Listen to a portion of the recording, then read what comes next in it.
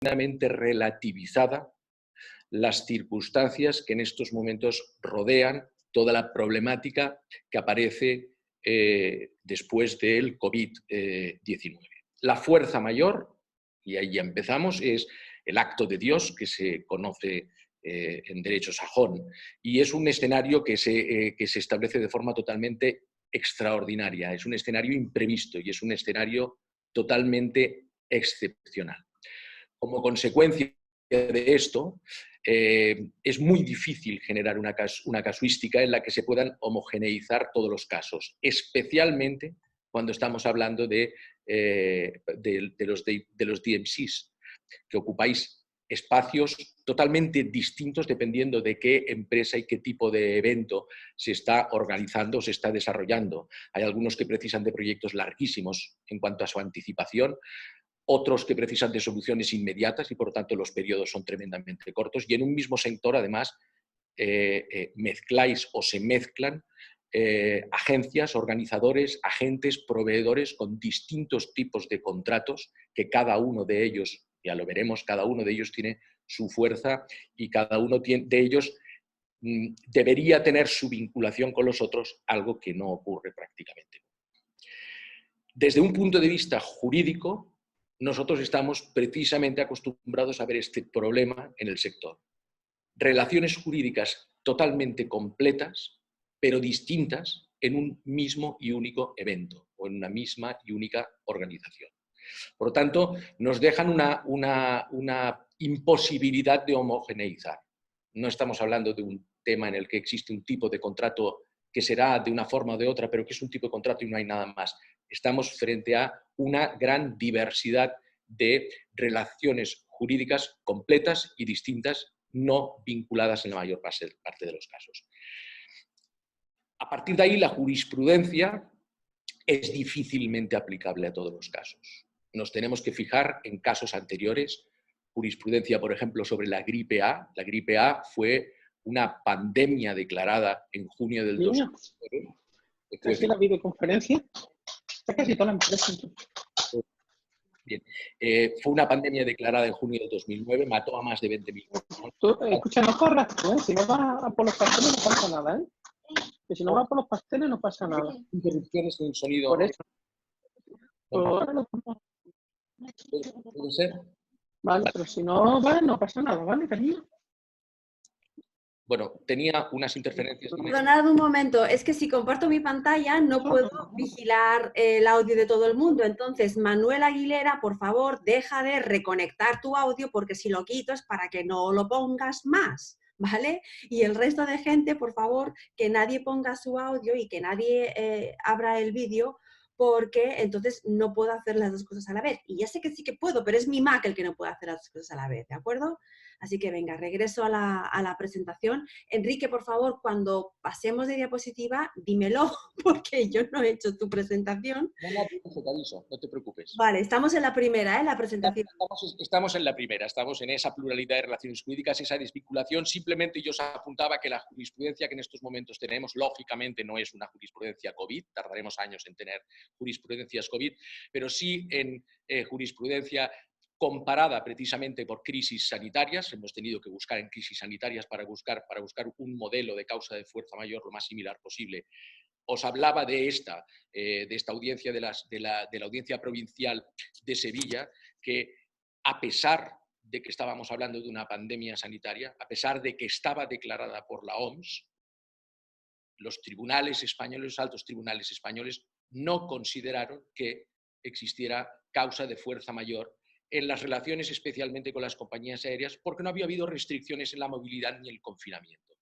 Es decir, de allí aprendemos, de esta jurisprudencia aprendemos, y es lo que tenemos que aplicar a continuación en otras circunstancias de riesgos y de siniestros que se producen, es que debemos dar un significado relativo a lo que es la causa que teóricamente se ha usado como percutor de la fuerza mayor, en este caso el COVID-19. Y la tenemos que rodear de las circunstancias y restricciones que, en definitiva, lo que hacen es paralizar una actividad y impedir el desarrollo de la misma. Ahí es donde está efectivamente la clave. Vamos a pasar ahora a la siguiente diapositiva, que es en donde definimos la fuerza mayor. Lo voy a hacer muy brevemente, primero porque lo conocéis todos, ya lo hablamos otras veces y probablemente aporta poco, pero en realidad a mí me interesa muchísimo que todos nuestros clientes, y en estos momentos todos vosotros estáis escuchando estáis escuchando un asesoramiento, digamos, desde el punto de vista del criterio que tenemos en el despacho, interesa muchísimo que entendamos las figuras, que intentemos entender lo máximo las figuras, porque entonces te colocas frente a una negociación o a la redacción de un contrato con bastante más conocimiento. La fuerza mayor la definiríamos como un conjunto de circunstancias que paralizan de facto el desarrollo de una actividad, cumplimiento de una obligación y, por tanto, exoneran de responsabilidad a la gente que debía cumplir. Esta sería una definición jurídica de abogado, no de legislador, que el legislador lo va a hacer de forma que se entienda menos. Pero necesitamos que haya circunstancias que paralicen el desarrollo de una actividad, que impidan el cumplimiento de una obligación y que lo hagan de tal manera invencible, lo veremos en la jurisprudencia, que se exonere de responsabilidad a la gente que tenía que cumplir con esa obligación. El Código Civil nos dice solamente, como única aportación a la definición de fuerza mayor, que nadie responderá de los sucesos que no hubieran podido preverse o que previstos fueran inevitables. Y no nos dice absolutamente nada más en miles de artículos. Nada más. Es decir, es una cosa tremendamente genérica y muy conceptual.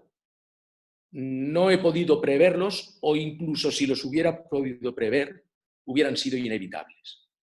La Ley General de Defensa de Consumidores y Usuarios, que en algunos casos de vuestro sector es aplicable y en muchos otros no, bien si la usa menos, también está estableciendo que son circunstancias ajenas a quien las invoca, anormales, imprevisibles, consecuencias que no habían podido evitarse, etcétera, etcétera. Es decir, siempre que intentamos buscar una definición legal en las leyes, son siempre imprecisas. Ocurre exactamente lo mismo en el derecho comparado. Si busco las definiciones, luego las veréis en derecho francés, en derecho alemán, en derecho inglés o en derecho italiano. Es igual. Siempre te abren unos conceptos que en realidad se podrían aplicar a un montón de circunstancias que ocurren cada año solamente con tener un poquito de creatividad en la imaginación. Por lo tanto, nosotros necesitamos de la jurisprudencia para acotar esa elasticidad que tiene la definición legal de fuerza mayor, necesitamos hacerlo y necesitamos rodearnos de esas circunstancias y de ese contexto para realmente ver si una sentencia dictada en un caso similar sería o podría ser aplicable a nosotros o ir encajando los conceptos que funcionaran. Si pasamos de diapositiva, Olga, gracias, entraremos en la de jurisprudencia. La jurisprudencia española y los conceptos que estáis viendo en estos momentos en pantalla son los que se regulan también en jurisprudencia internacional. Establecen las tres, aquí se ha querido decir las tres Is, pero bueno, en definitiva son las tres circunstancias que tienen que rodear a la causa para que sea considerada de fuerza mayor. Tiene que ser imprevisible, tiene que ser inevitable y tiene que ser irresistible. Los tribunales desarrollan las tres.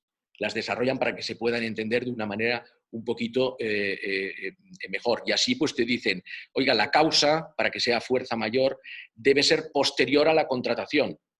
Yo no puedo cerrar un contrato cuando ya existe la causa, porque entonces tendría que haberla previsto. Por lo tanto, la circunstancia de la imprevisibilidad se produce precisamente cuando la causa es posterior al contrato. La causa debe imposibilitar totalmente el cumplimiento del contrato, que es la irresistibilidad. Es decir, yo no puedo resistirme al cumplimiento del contrato porque la causa es de tal magnitud que no me deja. Y la conducta del incumplidor debe ser superada a la máxima diligencia, es la inevitabilidad. Es decir, yo, comportándome con la máxima diligencia en mi actividad, no he podido de ninguna de las maneras vencer el incumplimiento.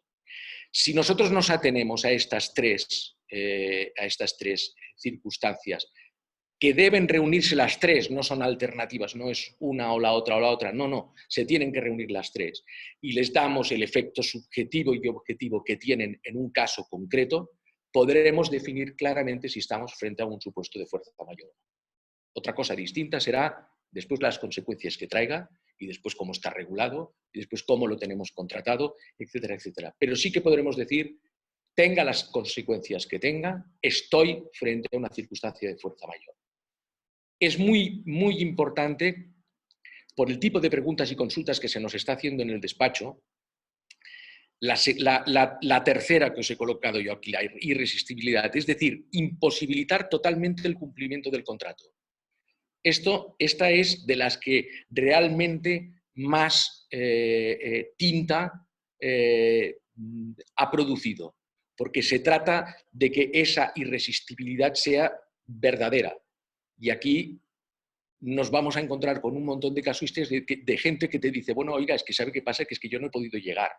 Entonces, bueno, vamos a ver, el no he podido llegar, vamos a intentar colocarlo en un marco de posibilidades global y absoluto. Y ahí es donde nos lo va a mirar un juez.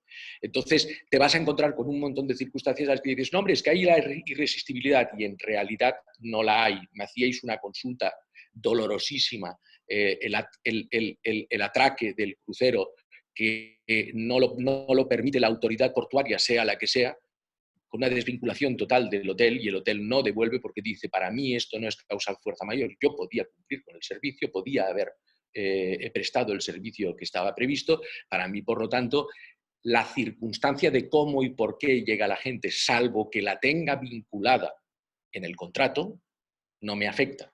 Si yo tuviera un contrato en el que alguien me estuviera diciendo, oiga, mire, viene un grupo crucerista y en el contrato yo hago que usted se comprometa a que si por alguna razón de alguna desgracia en el mar, averías o lo que sea, no llegamos, las causas de penalización sean distintas de las habituales, sean más flojas, sean más sensibles, permitan una negociación distinta, pero si no la hay, si nos vamos a cláusulas estándar, evidentemente hay alguien que dirá, no, es que fíjese que mi relación está totalmente desvinculada de la otra y por tanto yo no lo sé. Yo casi ni sé si venían en barco o venían en un avión o venían en coche.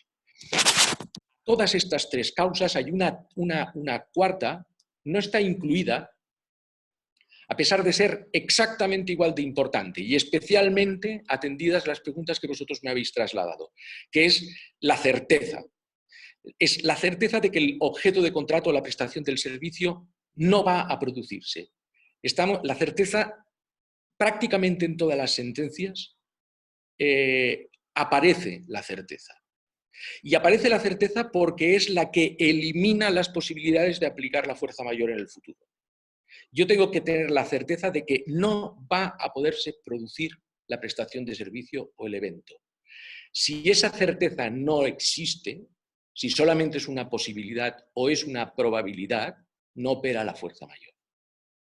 Tengo consultas vuestras y de mucha otra gente que me están preguntando, hay un evento en agosto, o hay un viaje en noviembre, o tengo unas habitaciones de hotel en donde sea de Europa aprovechando el puente de septiembre.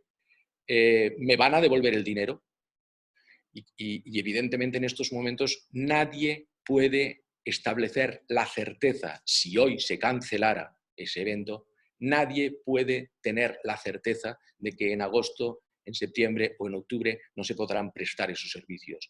De hecho, si nos atendemos a este sistema de desescalado que está habiendo en todos los países de Europa, la previsión es que sí que se puedan celebrar. Pero en cualquier caso, ya no me voy a la interpretación positivista, sino a la negativista. Es decir, nadie puede decirme que no se celebrarán.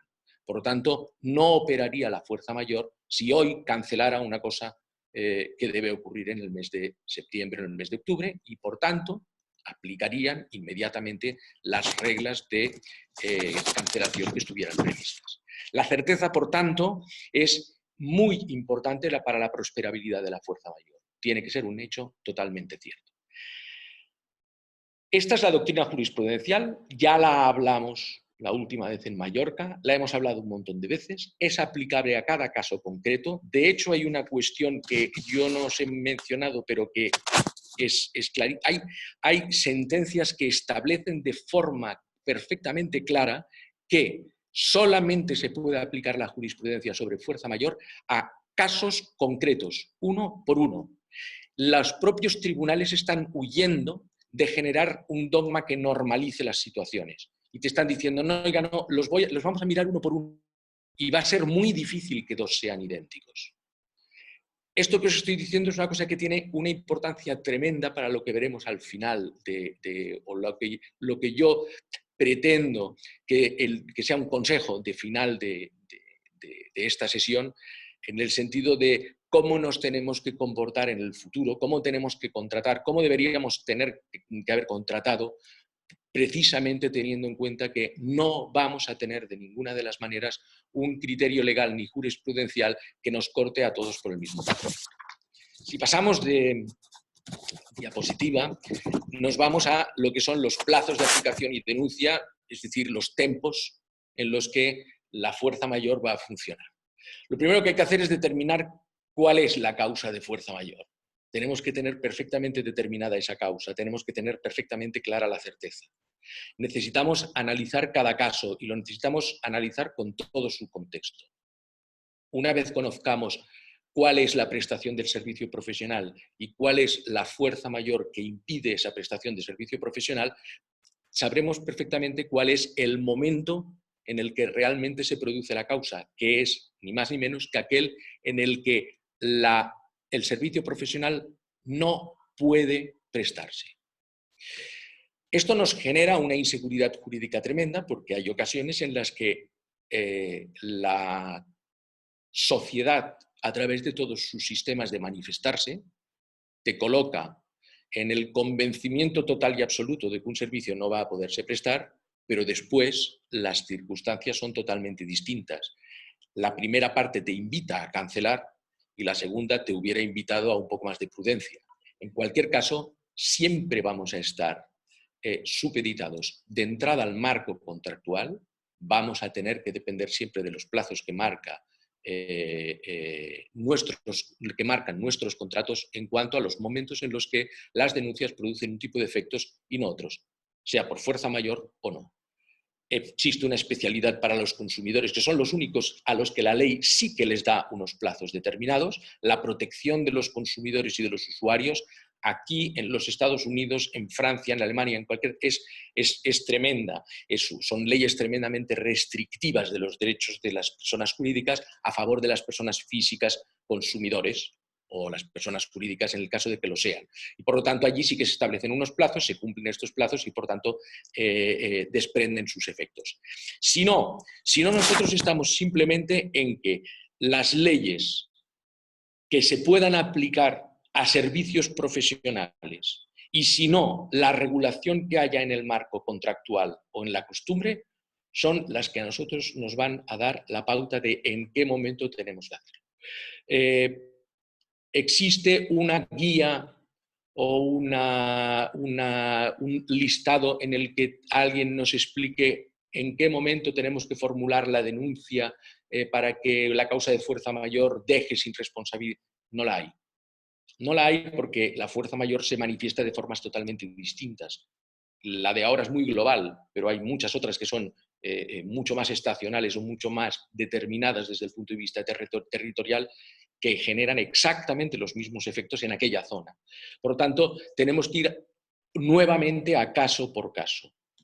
La decisión de mantener un evento porque nadie me está asegurando que si lo cancelo ahora, esta cancelación produzca los efectos que yo pretendo y lo mantengo para ver si en el momento en el que realmente se tiene que celebrar este evento no se puede prestar el servicio y por tanto ahí yo gano la recuperación de todo lo que yo tenía, es una opción que tiene un riesgo, lógicamente es exprimir el derecho a favor de uno, pero es una opción perfectamente válida siempre que no haya un antecedente de cancelación, siempre que no haya un antecedente de modificación de las condiciones del contrato inicial, siempre que no hayan antecedentes que me modifiquen esto.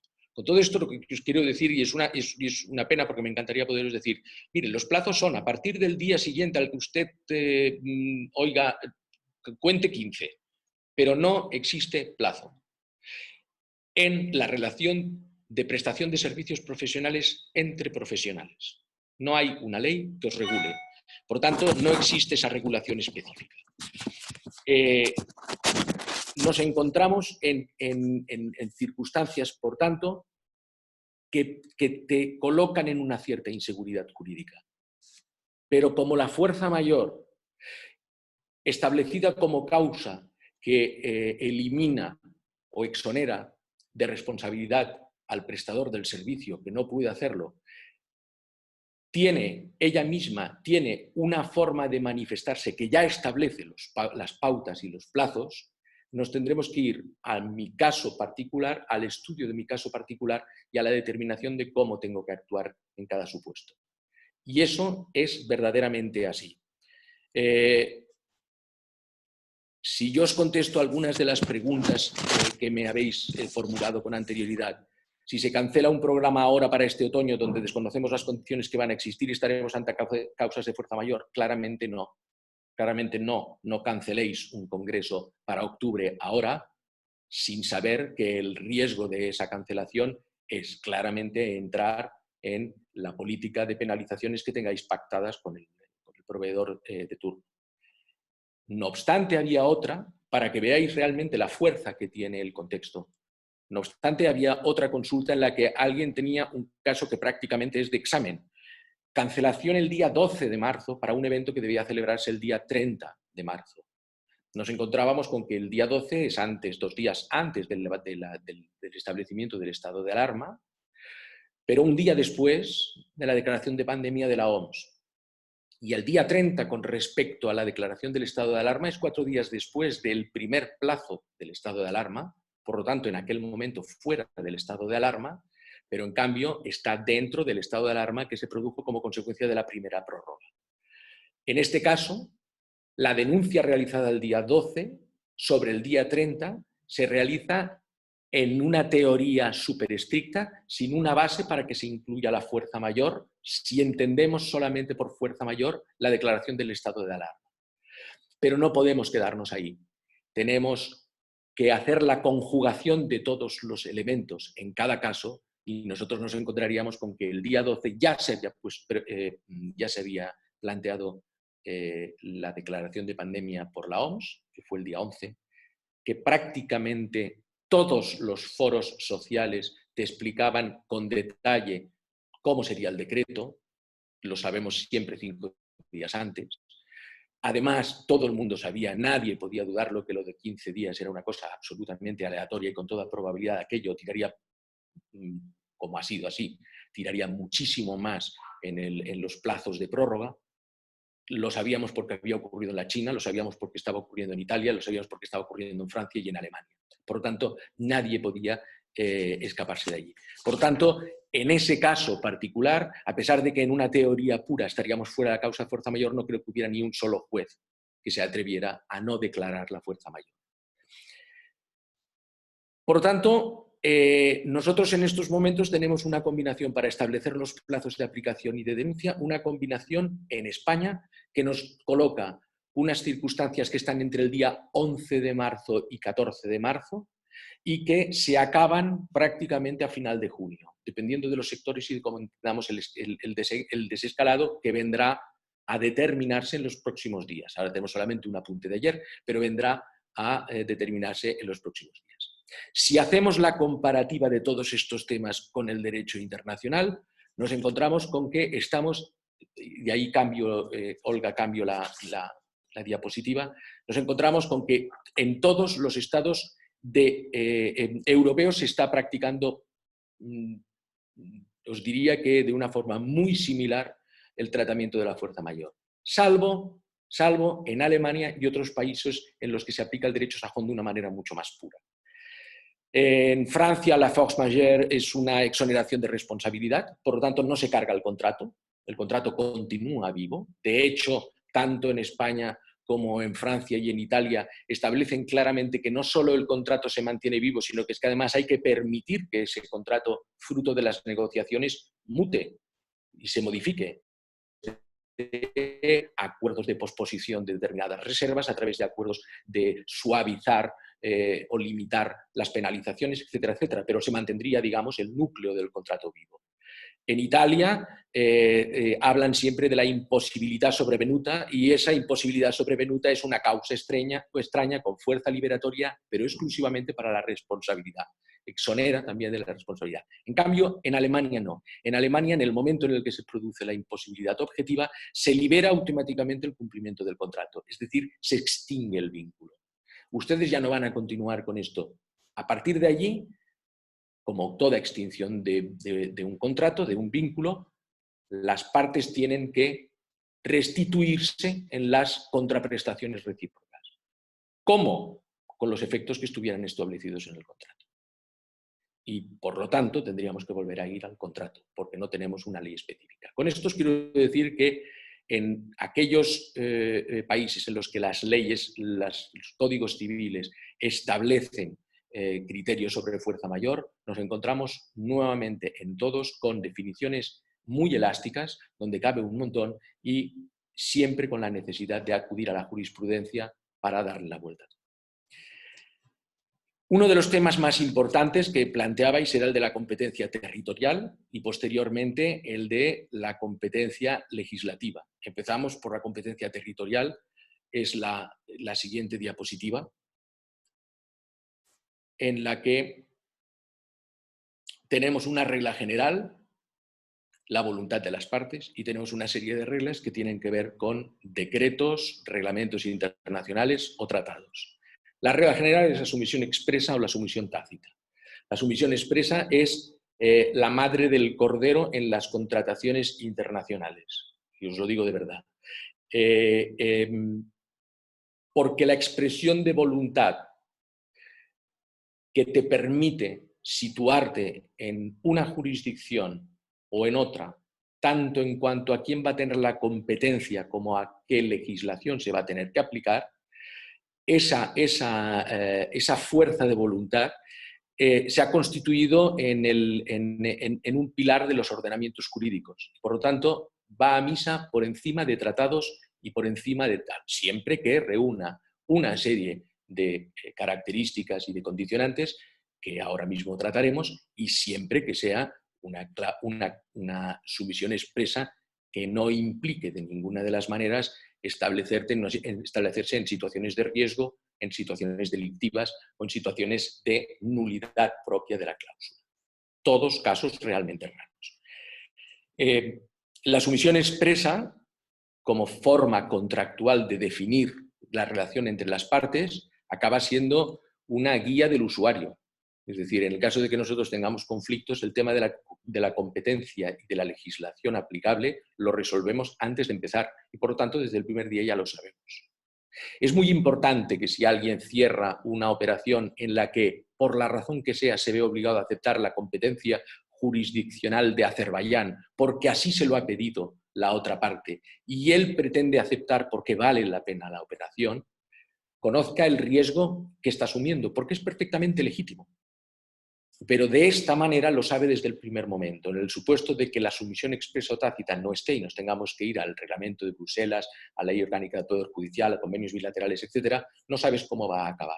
Por lo tanto, es muy interesante que en los contratos que ya tenéis sobre circunstancias que os estén ocurriendo en estos momentos, os miréis bien la sumisión expresa, veáis bien que cumple con los requisitos que ahora os diré y a partir de ahí la tengáis en cuenta, pero en el futuro hagáis todo lo posible para que en vuestros contratos la sumisión expresa, no la tácita, que no se espera, pero la sumisión expresa esté perfectamente determinada y todo el mundo entienda cuál es y se sepa por qué se está sometiendo a un tribunal o a otro y cuál es la razón para hacerlo.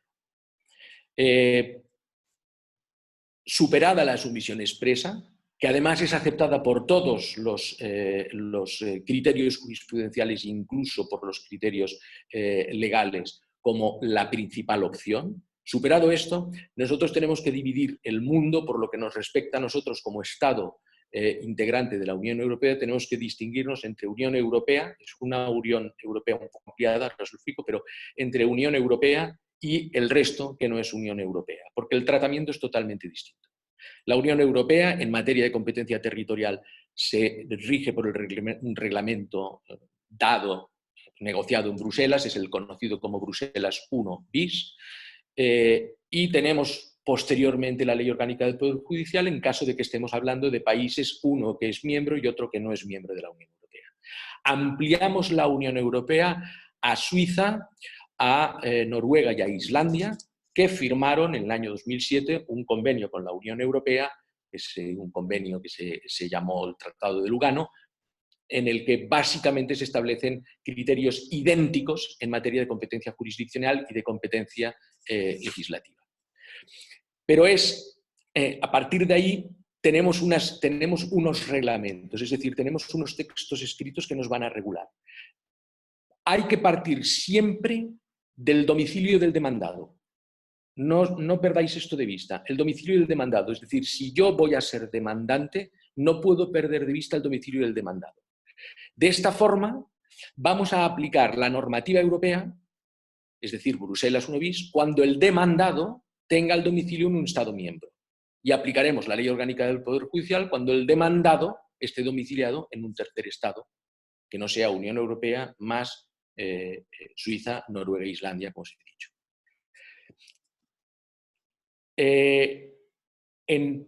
Hay unos supuestos muy especiales, son los supuestos que se llaman de la sumisión tácita, que son aquellos supuestos que se producen cuando un Estado demanda a otra empresa en un lugar que probablemente no tendría que ver con las reglas de competencia jurisdiccional, pero el Estado demandado, la empresa demandada, acude a ese tribunal y sin cuestionar la competencia, contesta la demanda y se persona.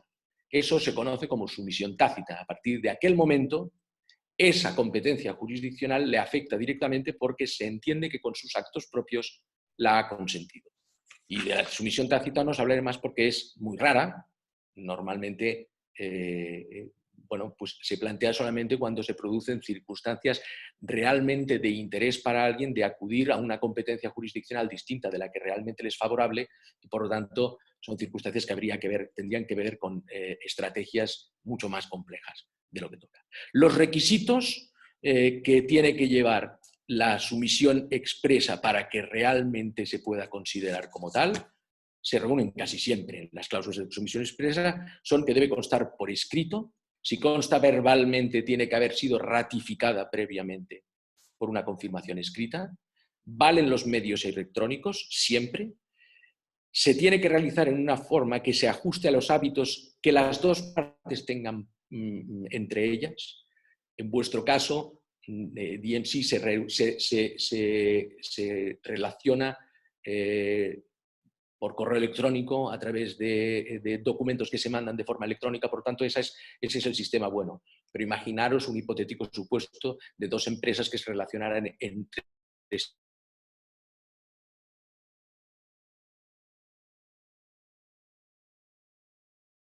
acuerdos adoptados previamente por la Junta, hiciera una sumisión expresa que consta simplemente en un mail. Probablemente sería cuestionable esa cláusula porque no obedece a la práctica habitual y constante entre las partes. Y finalmente, tiene que ser una forma que esté autorizada o que sea habitual en el comercio internacional. Son, por tanto, como veis, tres circunstancias realmente sencillas de solucionar. Las cláusulas de fuerza de sumisión expresa son lógicamente impugnables, como todo, pero el proceso de nulidad de una cláusula es un proceso largo, son cuestiones de competencia, son procesos largos y como procesos largos que son, entorpecen realmente la solución final del problema. Además, como están informados por un principio de derecho sobre la autonomía de la voluntad de las personas, claramente se revisten de una dificultad tremenda para prosperar. Porque las partes voluntariamente decidieron que sería así, ¿por qué ahora tiene que ser distinto? En los contratos del consumo, básicamente los requisitos de la sumisión expresa son los mismos, por lo tanto, al final del camino nos encontramos siempre con lo mismo. La regla general en la Unión Europea, el reglamento de Bruselas, establece claramente una prioridad de competencia jurisdiccional del domicilio de la empresa cuyo Estado iba a prestarse el servicio.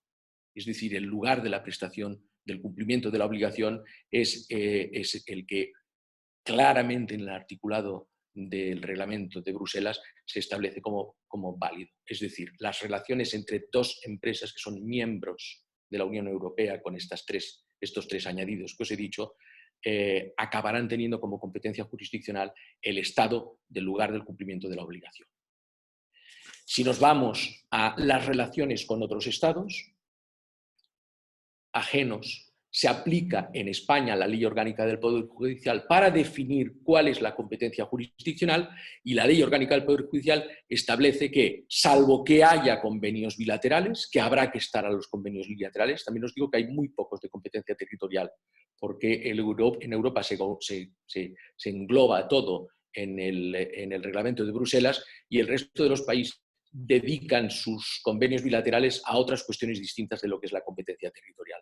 Pero en cualquier caso, fuera de estos convenios bilaterales, cuando aparezcan será lo que digan los convenios bilaterales, la Ley Orgánica Judicial dice: en España, el lugar de cumplimiento de la obligación, cuyo cumplimiento se pretende, es el que determinará cuál es la competencia jurisdiccional. Por tanto, si la obligación debía cumplirse en España, España será la competencia jurisdiccional.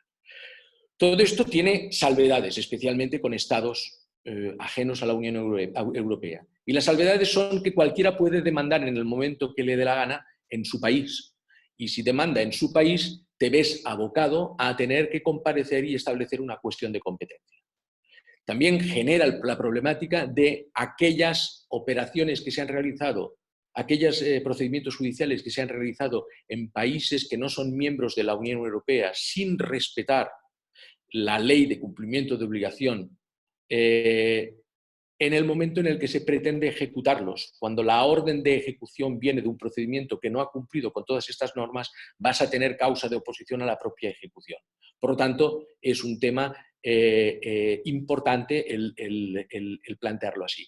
¿Por qué es importante? Porque las empresas que tienen realmente conflicto como consecuencia de la fuerza mayor o cualquier otra circunstancia, vencido el espacio de la negociación, deben tomar rápidamente la decisión de demandar y hacerlo, para evitar precisamente que la otra parte demande con anterioridad, cosa que ocurre de forma bastante habitual, y genere automáticamente la necesidad de un conflicto de competencia que en el tiempo alarga y estratégicamente siempre beneficia al incumplidor. Si nos vamos a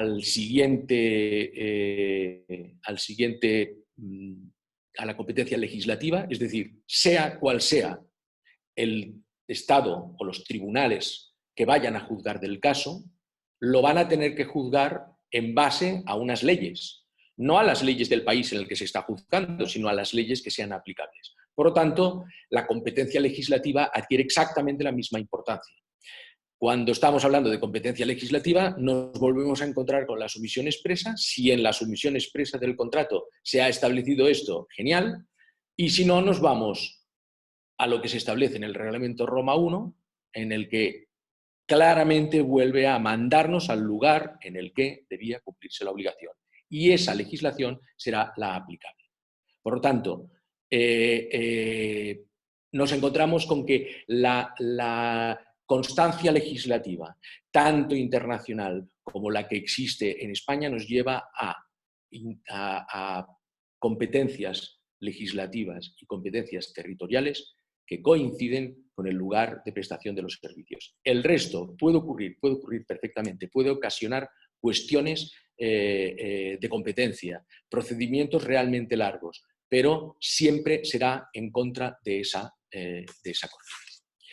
Dicho esto, y para acabar, porque todo esto lógicamente es un rollo y en cambio lo que no es un rollo es probablemente para todos vosotros es encajar casos particulares, dicho esto, yo solamente lo tendría que concluir diciendo que a la vista de las preguntas que vosotros habéis hecho, a la vista de toda la problemática que se ha generado como consecuencia de la fuerza mayor del COVID, etcétera, etcétera, sobre lo que ya ha ocurrido, necesitáis, caso por caso, perfectamente contextualizado, perfectamente documentado, recibir el asesoramiento y el estudio previo antes de sentaros a negociar, para saber perfectamente dónde estáis, qué riesgos hay, qué coste tiene, a dónde llegaremos. Eso os da una gran herramienta de negociación. Estoy hablando de lo que ya ha ocurrido, lo que ya ha pasado, y por supuesto necesitáis en el futuro el cambio de determinadas prácticas habituales que yo he visto en DMC, prácticas que son perfectamente legítimas, pero que generan esta inseguridad jurídica porque hay que estructurar mejor los contratos, hay que regularizar las pólizas de seguros, hay que prever muchísimo más los riesgos y en la medida de lo posible hay que intentar vincular las distintas relaciones de un mismo evento para que entre ellas los efectos se trasladen y por lo tanto nos encontremos con los problemas que nos encontramos ahora. Y yo ahora abro lo que vosotros consideréis que tenéis que decir. Os pido perdón por el rollo, porque realmente el derecho comparado es un rollo, pero en estos momentos es el que toca. Y por lo tanto, ahí lo tenéis. Gracias. Enrique, una presentación maravillosa. 1.000.000 de gracias. Sí, han entrado algunas. No te creas tantas preguntas. Yo creo que la gente ha estado muy atenta. Pero Olga, turn it over to you para que de las preguntas que hayan entrado que puedas contestar, please. Besos. De acuerdo. Bueno, pues entonces comenzamos. Lo que no sé si tengo el vídeo puesto. ¿Tengo el vídeo puesto? Sí, ¿no? Vale, bien. De acuerdo. La primera pregunta, esto es como cuando te dan el turno en los políticos, ¿no? Que es una pero haces 5 de vez. Pues eso es lo que ha ocurrido. No voy a decir el autor de la pregunta. Sería, ¿desde cuándo se puede aplicar legalmente la fuerza mayor? Es decir, cuando se prevé y se produce o desde que es declarada oficialmente, ¿vale? Y el motivo principal de esta pregunta es para, a la hora de negociar con el cliente o el proveedor, decirle, oye, es que tú me has cancelado antes de la declaración de estado de alarma, aunque se pudiera prever que iba a haberlo. Es un poco por aquí. Y también la misma persona pregunta qué pasa si se acepta un contrato que está sujeto a la legislación, por ejemplo, de los Estados Unidos. Esta sería la primera y luego tengo más. Bien. Vamos a ver, ¿cuándo puedo aplicar la fuerza mayor? Ojalá tuviéramos la bola de cristal. Hay determinados casos en los que es muy claro, y hay otros casos en los que la cosa se acota más y por lo tanto vamos a tener que estar muy atentos a cuál es la documentación y el contexto de cada caso. Yo estoy contestando ahora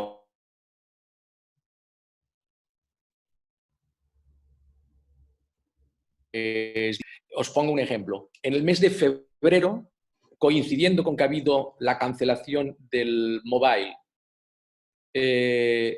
alguien decide que esto va a ir para adelante o tiene una información mejor que la información que aparece de forma notoria en el público y decide cancelar un evento que se va a producir en el mes de abril.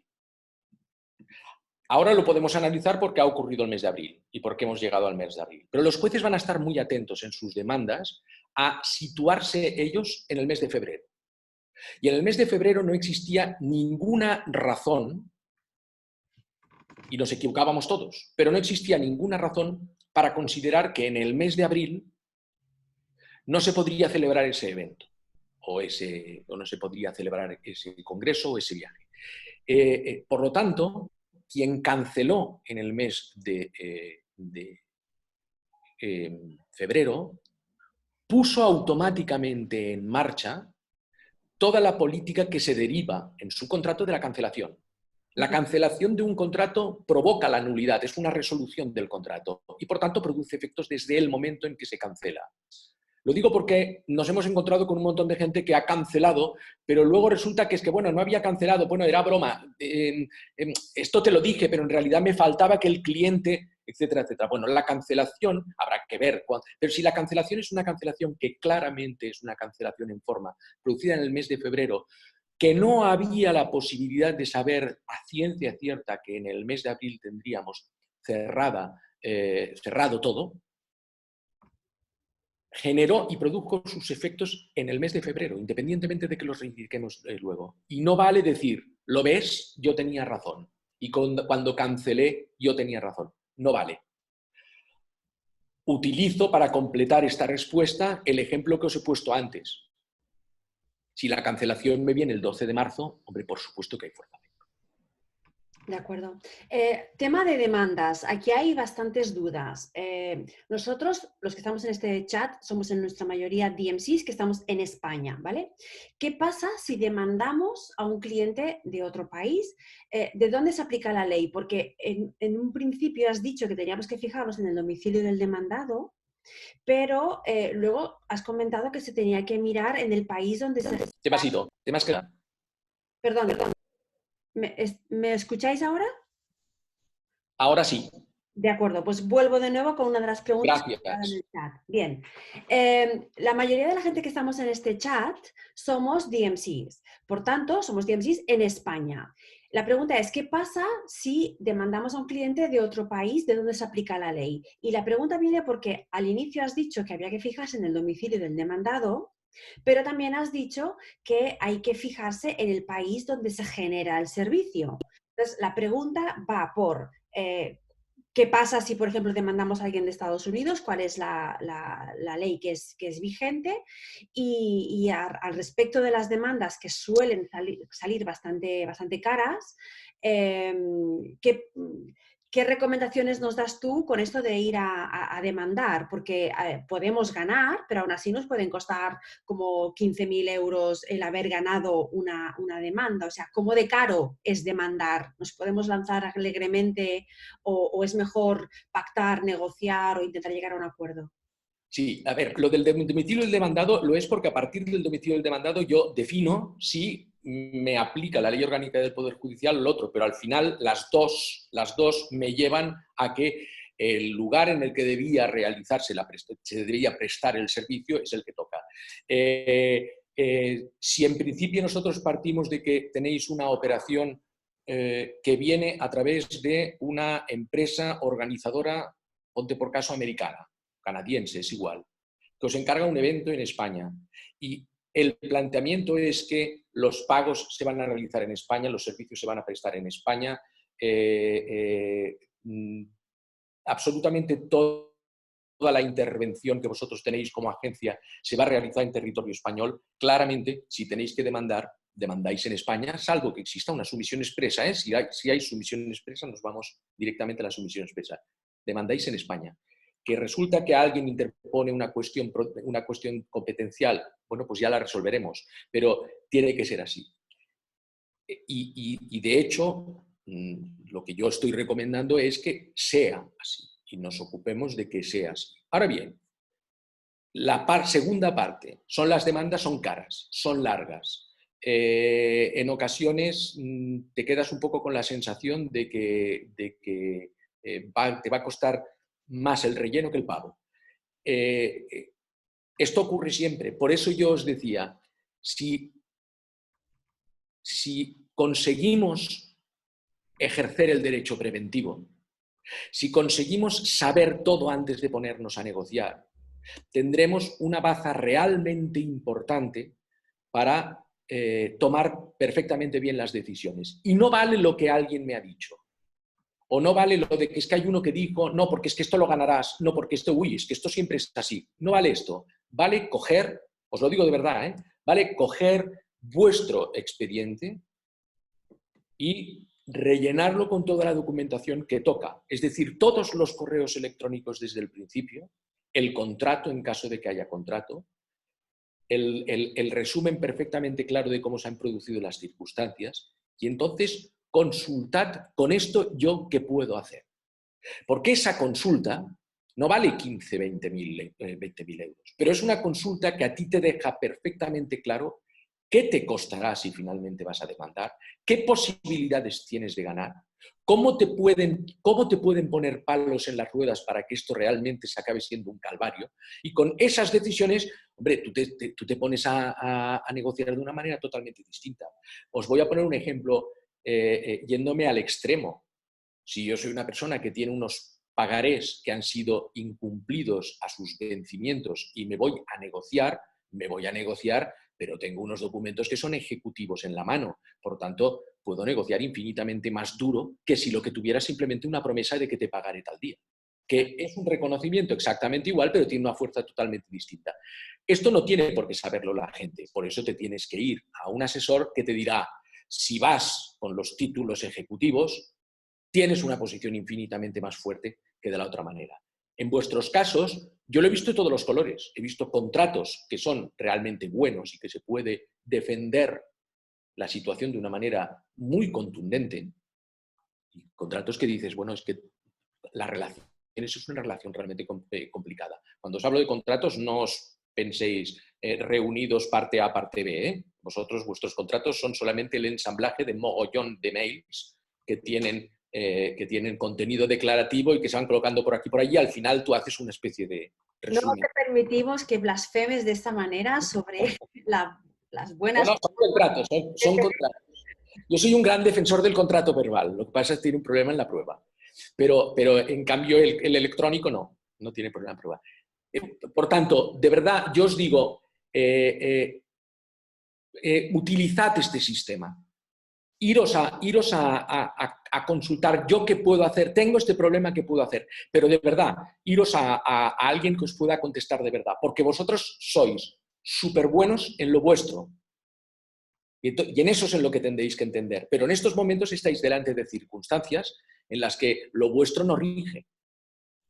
Luego la negociación sí, porque la negociación la vais a hacer bien vosotros, no la va a hacer bien nadie más. Pero tenéis que saber exactamente cuando vais a negociar con qué pieza estáis trabajando. Gracias. Pasamos a la siguiente pregunta. Creo que se ha contestado en tu explicación, así que con una respuesta breve sería suficiente. ¿Qué pasa cuando existen diferentes países que mandan participantes a un evento y que en algunos países sí que se dan unas restricciones, ya sean aéreas o de cierre de fronteras o las que sean, que impiden que esos participantes puedan llegar, pero el resto no? El proveedor local, el que tiene que recibir participantes de todos lugares del mundo, creo que es un caso similar al del crucero, ¿se puede considerar por parte del cliente que es fuerza mayor que X participantes no puedan salir de un país y por tanto este grupo de participantes estarían exentos de políticas de cancelaciones? Vamos a ver, este es un tema tremendo. Este es el tema de los chinos que venían a un evento en el mes de febrero y estaban confinados. ¿El hotel tiene que devolver el dinero? Porque la causa de fuerza mayor no se produce en el prestador de servicio, que es el hotel, sino que se produce en la persona que no puede venir porque tiene una circunstancia que le impide venir. Es decir, y aquí estamos igual. De todas maneras, tú me estás hablando de distintas personas que vienen a un evento, me los estás colocando como si fueran usuarios o consumidores sueltos, pero vosotros en realidad la relación, y esa es la que se tendría que ver, la tenéis con el organizador. Correcto. El organizador es una empresa. Al organizador nadie le impide el volar, viajar o no. Y el organizador con sus clientes, que son los que tienen los impedimentos, tiene un contrato.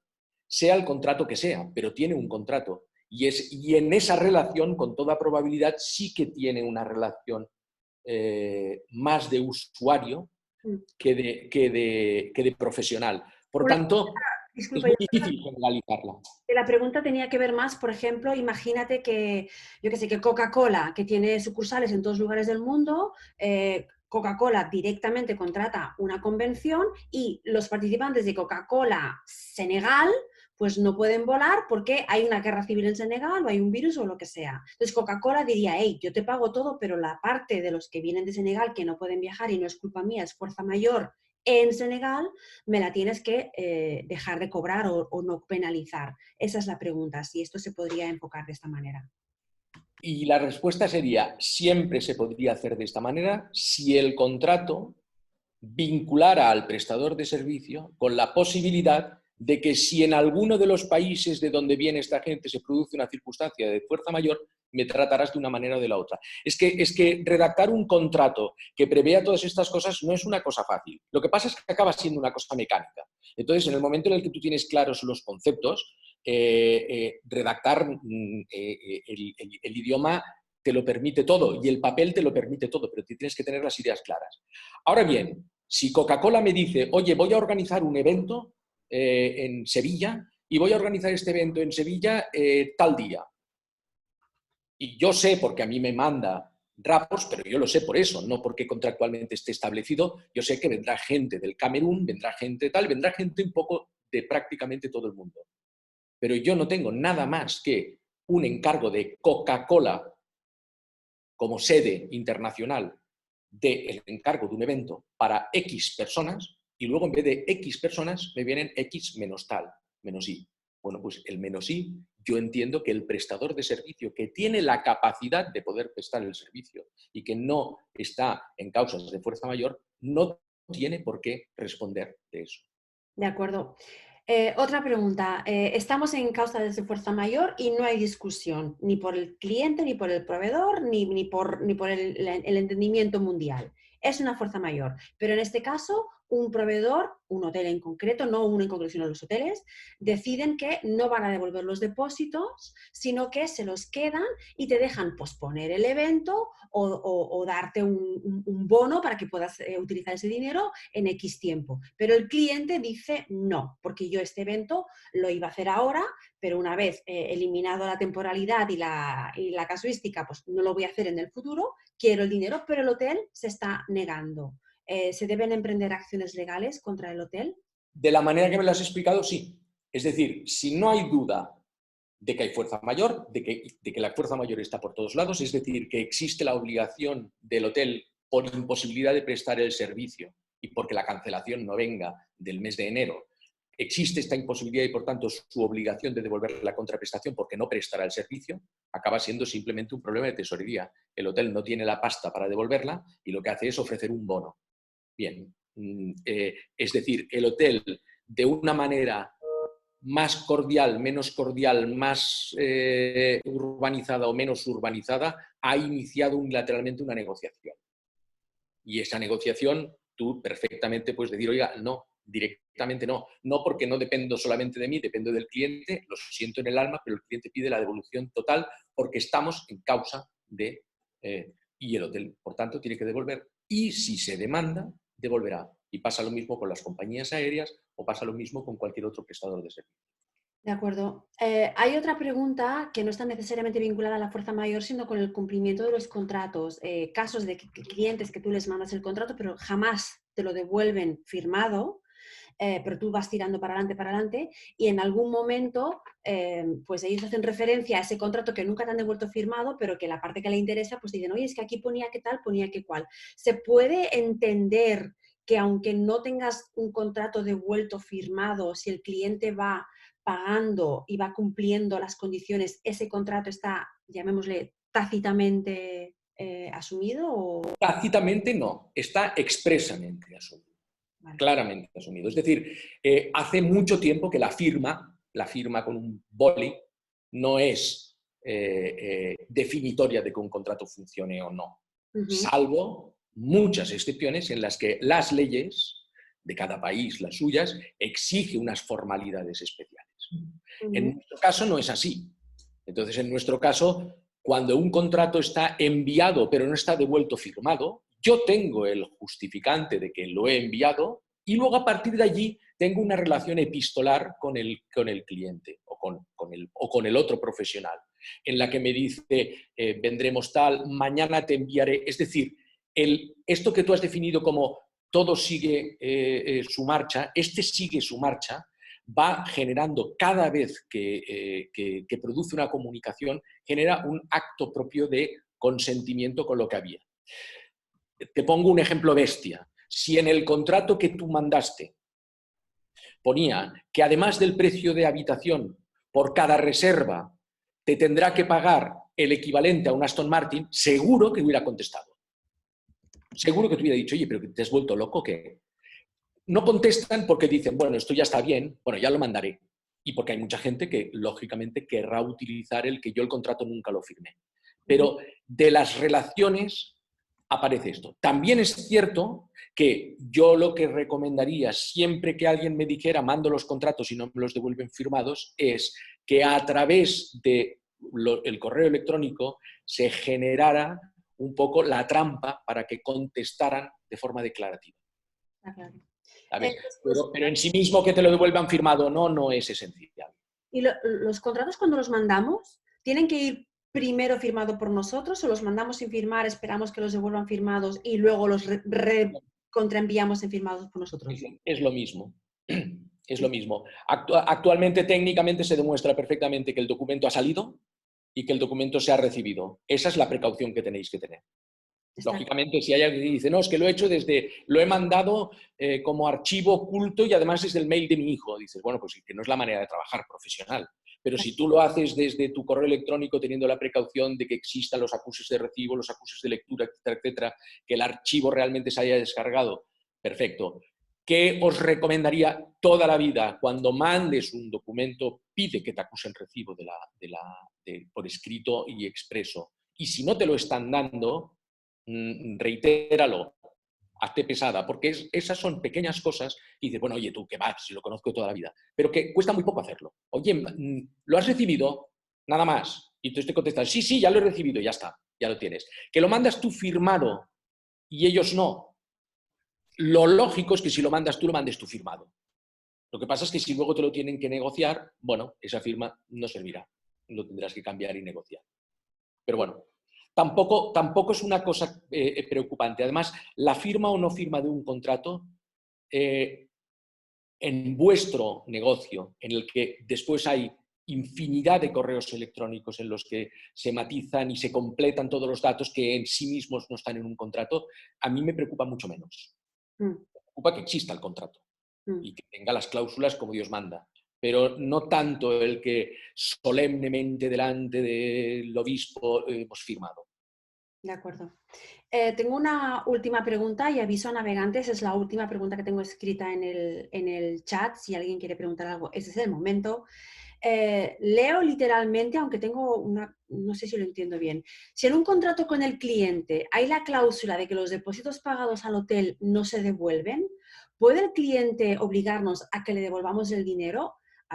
Esto es lo que dice la pregunta, pero yo entiendo que si es una cláusula de fuerza mayor, el evento no se va a poder producir, por tanto el contrato se rompe y por consiguiente se tiene que restituir todo, aunque en el contrato pusiera que no se devolvían en caso de... Claro, es que aquí podemos establecer 4 o 5 hipótesis distintas, porque no sabemos. Es decir, si nosotros tenemos un contrato en el que se establece, el hotel establece, porque esas son sus reglas, y sus reglas obedecen con toda probabilidad a un precio, a una calidad de servicio, a una falta de calidad de servicio, etcétera, etcétera. Pero tiene sus reglas y dice, las cantidades que se reciben en depósito no serán nunca devueltas al cliente y nada más.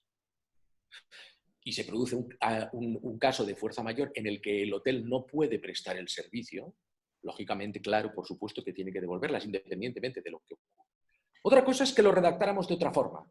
Y dijéramos, la cantidad que se recibe como primer depósito se constituye como el honorario de la gente. Y por lo tanto, aun cuando se produzcan causas de fuerza mayor, esta cantidad no será devuelta porque siempre se considerará bien. Entonces estamos negociando de otra manera distinta y estamos excluyendo la fuerza mayor de forma expresa. Por lo tanto, en ese caso, nuestras instrucciones de juego nos dirían que vamos de una manera totalmente distinta. Imagínate lo distinto que es un caso del otro, ¿sabes? Y de esto, tanto si lo dice la cláusula como si lo dice la cláusula un poquito, de forma un poco indiciaria, y luego correos electrónicos lo completan. De acuerdo.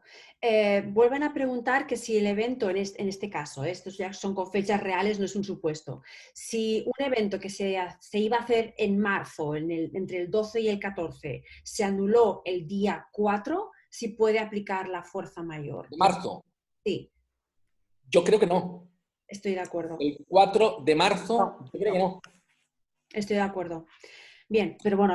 Pero estamos, o sea, ya veremos cómo acaba esto, porque hasta que no tengamos jurisprudencia no lo sabremos. Si yo fuera juez, yo que he vivido el 4 de marzo, y he vivido el 3 de marzo, y he vivido el 2 de marzo, y he vivido el 1 de marzo, te diría, el 4 de marzo el que cancelaba bajo su riesgo.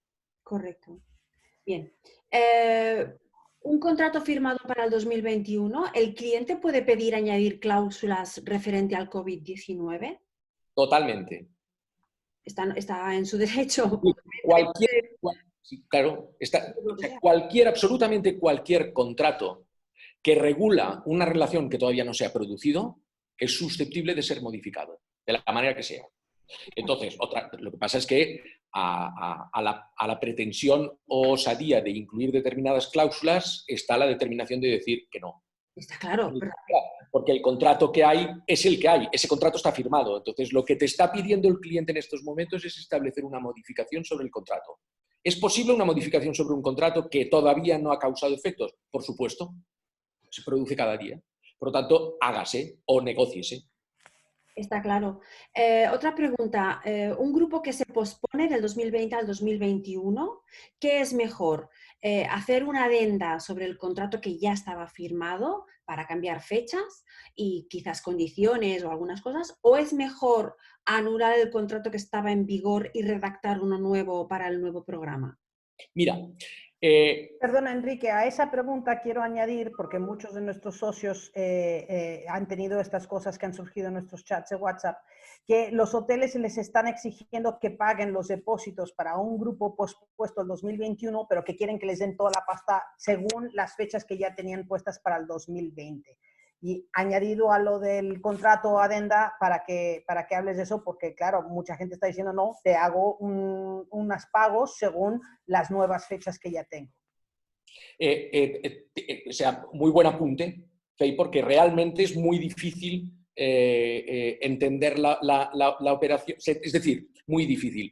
Claramente yo soy partidario, pero es mi criterio como abogado, soy partidario de que si se produce una circunstancia totalmente nueva, oye, resolvamos la anterior directamente y concertemos otra que nos va a permitir trabajar con pactos nuevos, etcétera, etcétera. Por supuesto que puedo hacer una adenda que también modifique los pactos y tal, pero lógicamente en el contrato 2021 o en la prestación de servicio 2021 tendré claramente en el mismo contrato el antecedente anterior. Ahora bien, si resulta que determinados pagos han ido a determinados prestadores de servicios que los retienen a cuenta de una operación que se hará en el 2021, tiene mucho más sentido utilizar el sistema adenda que otro. De todas maneras, yo os tengo que decir que es un tema simplemente de higiene mental.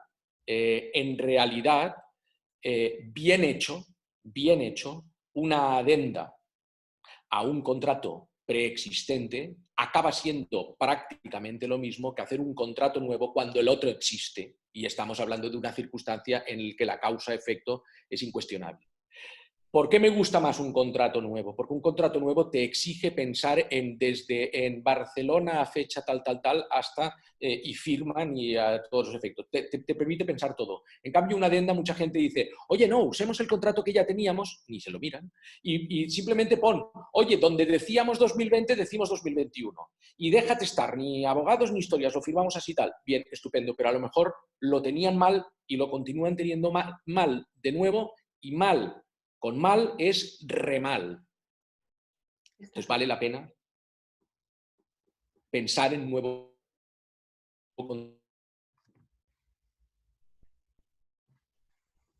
Por supuesto, yo las relaciones contractuales para el año 2021 sería partidario de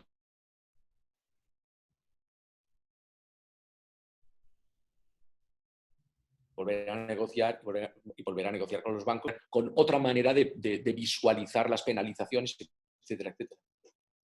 Bien, seguimos. Parece ser que la amenaza de acabar el turno de preguntas ha funcionado. Si un grupo que está confirmado viene a nuestro destino con el objetivo de asistir a un congreso que se ha cancelado antes de la declaración del estado de alarma, ¿ese cliente puede alegar causas de fuerza mayor?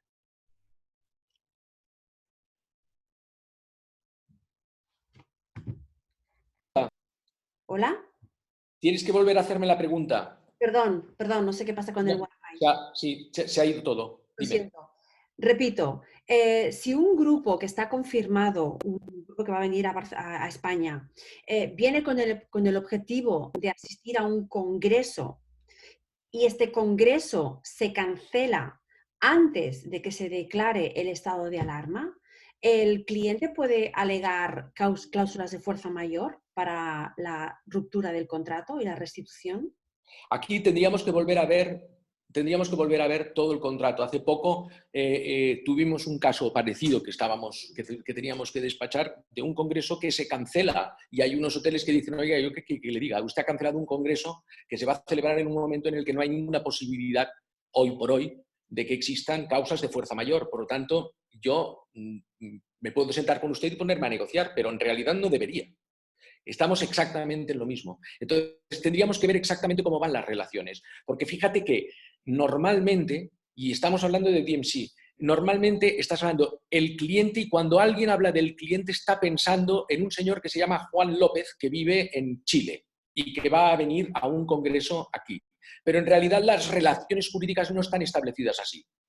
Juan López de Chile forma parte de un colectivo que tiene personalidad jurídica propia, que ha contratado con una organizadora chilena, que a su vez ha contratado con una organizadora española, y se han ido generando una serie de relaciones. Por lo tanto, ninguna de estas relaciones es extraprofesional, todas son profesionales y por tanto todas están fuera de lo que sería la Ley de Protección de los Consumidores, que es la que le permitiría al chileno que no puede ir porque le han cancelado el Congreso, aplicar la legislación, al menos la española, aplicar la legislación defensa de usuarios y consumidores en la que sí que tendría derecho. En cambio, como estamos hablando de que son personalidades jurídicas profesionales las que realizan los servicios y las que prestan los servicios, yo entiendo que no los podemos discriminar, es un único servicio. Pero tendríamos que verlo. Tendríamos que verlo, nuevamente tendríamos que verlo todo para poderlo acotar. Está claro. Ahora nos ponemos en un caso de un contrato que estaba firmado, ha habido un cambio de fechas porque no se podría realizar el evento en las fechas originalmente planificadas, el hotel ha aceptado el cambio de fechas, el cliente también, pero el cliente le pide al hotel que, bueno, a través nuestros, es decir, que aceptemos, que acepte incluir en el contrato una cláusula de fuerza mayor incluyendo la pandemia, ¿vale? Pero el hotel no quiere firmar este adendum porque alega que no estaba incluida en el contrato original, en las primeras fechas que fueron cambiadas. ¿El cliente tiene derecho a exigirlo y de consecuencia, o sea, exigirnos a nosotros que forcemos al hotel a incluirlo? No, para nada. Estáis en negociación. Estáis totalmente... Es decir, fíjate que la maravilla de la autonomía de voluntad, la libertad de pactos que tenéis, lo que genera es que esta maravilla es una carretera de dos sentidos. Entonces, a mí nadie me puede exigir que acepte un pacto, ni yo puedo exigir a nadie que acepte un pacto cuando estamos en una negociación cerrada. Ahora bien, si precisamente lo que estamos haciendo es hablando de hemos modificado para superar la fase de fuerza mayor, hemos modificado el evento y lo hemos pasado de común acuerdo con el hotel, que a lo mejor no tenía esa necesidad porque jurídicamente estaba cubierto, lo hemos pasado, es normal que el hotel diga, la asesoría jurídica del hotel diga, oiga, a ver, no, para nada, no, o sea, yo lo que hago es, cogiendo la buena fe y metiéndola dentro de nuestra negociación, me como los derechos que yo en puridad podría tener y le paso la operación al año que viene. Pero se la paso exactamente igual que estaba. Claro que tiene derecho a decir esto. ¿Y el cliente tiene derecho a intentar mejorar las cláusulas que tiene colocadas en el contrato? Por supuesto que tiene derecho, pero si no funcionan, que decida. Está claro. ¿Qué pasa cuando tenemos un evento que se ha pospuesto, pero cuando el gobierno acaba de determinar cuál es el nuevo marco legal, cuáles son las limitaciones de capacidades, etcétera, etcétera, a lo mejor este evento no se puede desarrollar ni para todos los asistentes que estaban previstos o en las condiciones que estaban previstos? ¿Este cliente nos puede pedir que anulemos este programa porque no se puede hacer en las condiciones que estaban originalmente pactados, aunque ya nos encontremos en octubre y estemos lejos de la causa de fuerza mayor? Es que, claro, estamos en estos momentos en una hipótesis tremenda. O sea, lo que estamos diciendo es, tenemos un evento, ponte por caso, de 3.000 personas y en octubre no nos van a dejar reunirnos 3.000 personas, por tanto el evento se tendrá que ir a la porra. ¿Lo cancelo ahora o no lo cancelo ahora? Entonces yo, hoy por hoy, no existe ninguna norma, ningún decreto, ninguna orden ministerial, ni ninguna razón para pensar que en octubre no se podrá celebrar un evento de 3.000 personas. Hoy por hoy es así. Podemos pensar que quizás sí que es así. Podríamos pensar. Ahora bien, imagínate que el evento... Si llega octubre y las condiciones son que por el marco legal no se puede, ¿sería fuerza mayor? Entonces sería fuerza mayor. Pero si lo cancelan ahora, lo están cancelando sin que.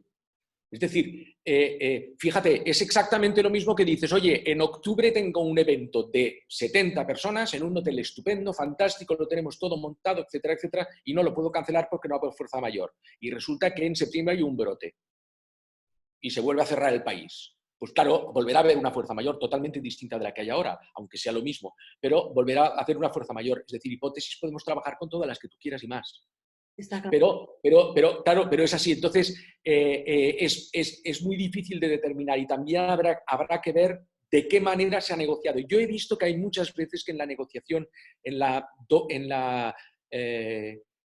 la forma contractual, digamos, con la que trabajáis con los hoteles, es tremendamente esquemática. Hay un montón de cosas que o sea, dame los datos, no sé qué, esto, la cláusula de penalización, hasta tal día tanto, hasta el día tanto, hasta tal día tanto. Yo no pido que sea una redacción del Quijote, pero sí que muchas de estas circunstancias se hagan constar, porque si tú cierras un acuerdo con un hotel de que le estás contratando a este hotel la reserva porque es un evento de 600 personas y si finalmente por causas de fuerza mayor de aquel país son 300, cancelarás y negocias las penalizaciones en base a esa cancelación, estupendo, funcionará. Pero si es que no, te vas a encontrar con que el hotel tendrá todo el derecho, su asesoría jurídica, de decir, oiga, a mí no me impliquen cosas que yo no he contratado. Está claro. Yo quiero hacer una pregunta, esta es mía, ¿eh? Me salto la cola porque tengo cola. Causa de fuerza mayor no solamente es una pandemia, es decir, si hay un cambio en la legislación y ahora de repente tienen que ir 5 personas en un autocar, me estoy inventando, este cambio en la legislación es una causa de fuerza mayor porque en realidad está impidiendo que el servicio se pueda desarrollar en las condiciones contratadas y por una voluntad totalmente ajena al cliente y al proveedor. ¿Esto es correcto? O sea, la causa de fuerza mayor es una causa que reúna esos 3 requisitos que yo os he dicho. Y sí, puede ser cualquier cosa. Es decir, tenemos una nevada con 1 metro de precipitación en Helsinki. ¿Es causa de fuerza mayor? Para una Todos vamos a decir que no. Todos vamos a decir que no. En Helsinki nieva 1 metro cada 2 semanas. ¿Y si ocurre en Sevilla? Sí que es causa de fuerza mayor y es exactamente la misma precipitación, pero a distintos kilómetros. ¿Por qué? Porque no se podía prever. Hay una sentencia que nosotros encontramos de la Audiencia Provincial de Asturias que es muy interesante porque habla de la cancelación de un viaje hace unos cuantos años en el que hubo un tifón muy importante que arrasó totalmente Filipinas y se dirigía a Vietnam. Y se trata de unas cancelaciones de unos viajes que estaban programados para Vietnam, para un evento, que se cancelaron solamente porque la previsión meteorológica era que el destino del tifón era las costas de Vietnam. Y por tanto se canceló.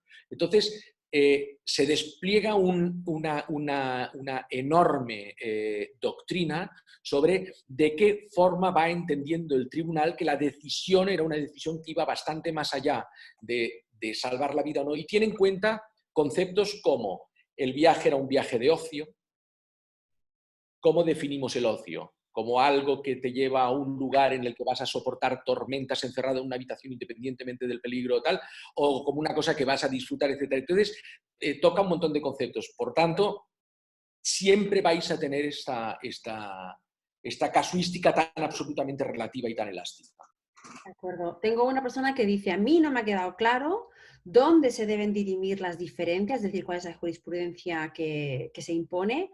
Si un DMC español, para dar servicios en España, es obligado a firmar un contrato con un cliente en Estados Unidos y en ese contrato del cliente norteamericano le está diciendo que las leyes que aplican en ese contrato de relación son las norteamericanas.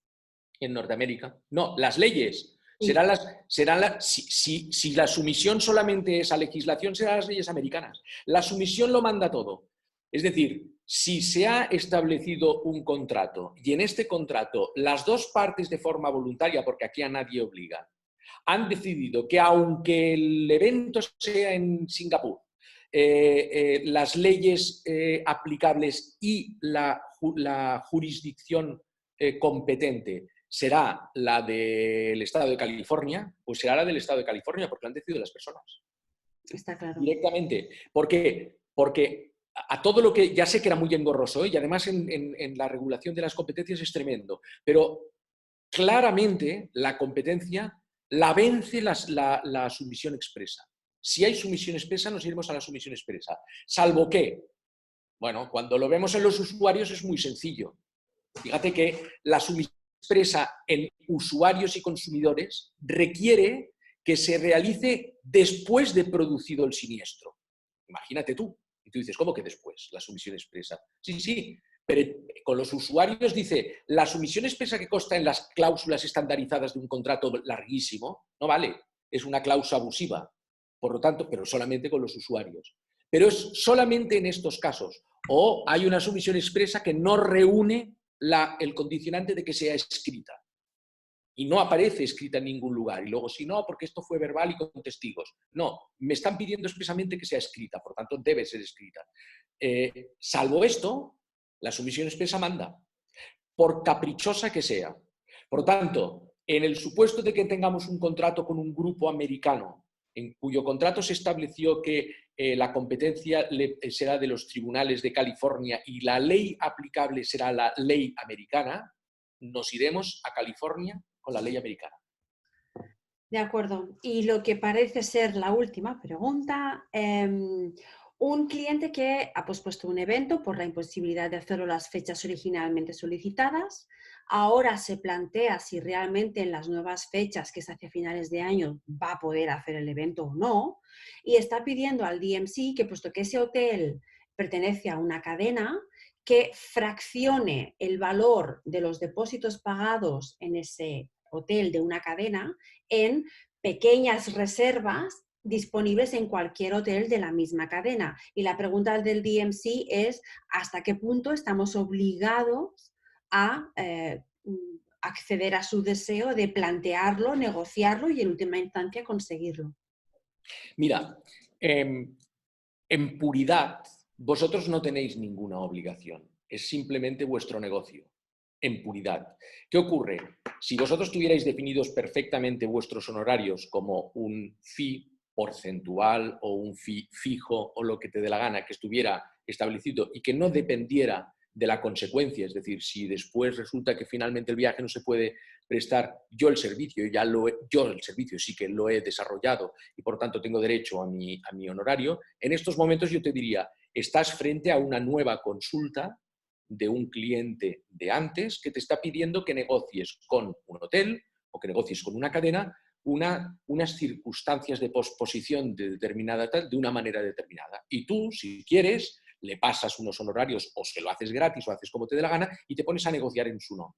Muy bien. Como que no es así, porque normalmente esta determinación del honorario no está, que el DMC se dedique ahora a negociar por cuenta del cliente con el hotel el fraccionamiento y un poquito el hacerlo a la carta, va por su cargo, porque evidentemente si acaba cerrando el deal, tendrá su compensación y si no acaba cerrando el deal se va a quedar sin un duro. Está claro. Bien, lo lamento, pero hay una última pregunta o una nueva pregunta. No lo lamentes, nada más faltaría. Nos podríamos pasar la vida. Lo sé, pero yo ya tengo sed y me he quedado sin agua, así que vaticino que esto acabará pronto, ¿eh? Bien. Muy bien. El caso de una cancelación por causas de fuerza mayor en el que el cliente le está pidiendo al DMC que le devuelva el depósito y el DMC ya le ha dicho que esperaremos a que el hotel devuelva el depósito y que cuando tengamos ese dinero lo devolveremos. Al parecer el cliente está un poquito inquieto y amenaza con demandar al DMC si no le paga, independientemente de si este DMC ha recibido el reembolso del hotelero en cuestión al que le había hecho el dinero. La pregunta es, ¿qué posibilidades hay de que esa denuncia o demanda prospere contra nosotros y nos obliguen a devolver un dinero sin que se nos haya sido devuelto por el proveedor? Tengo que ver el contrato, tengo que ver las cancelaciones, tengo que ver todo esto para poder decirle yo, tú o quien sea al cliente, ¿quieres demandar? Sí, demanda. Demandar es una opción, demanda. O decirle, cuidado, que no demande, que va a ganar. Pero tenemos que verlo. Es lo que os estaba diciendo de la analítica de cada caso para poderte enfrentar a una negociación con un poquito de cara y ojos. Está claro. Pero así no te lo puedo hacer. Y además, yo en esto, con vosotros, con vuestro sector, soy especialmente cuidadoso.